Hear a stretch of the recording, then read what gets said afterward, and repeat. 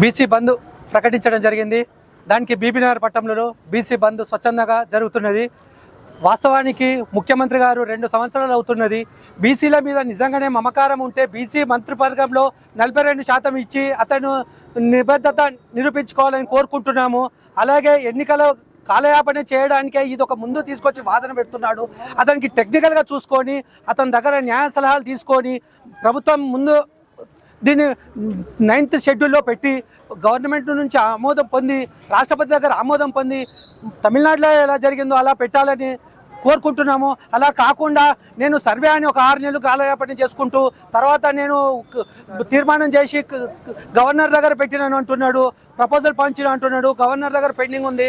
ధర్నా కార్యక్రమాన్ని ఢిల్లీలో ఒకసారి పెట్టాడు, రాష్ట్రపతి దగ్గర ఒకసారి పెట్టాడు. ఇది కాలయాపనకే సరిపోతుంది. ఎందుకంటే గ్రామాలు అభివృద్ధి చెందుతలేవు. గ్రామాల నుంచి రావాల్సిన కేంద్ర ప్రభుత్వం నుంచి రావాల్సిన ఫండ్ను ఆపేయడం జరుగుతుంది.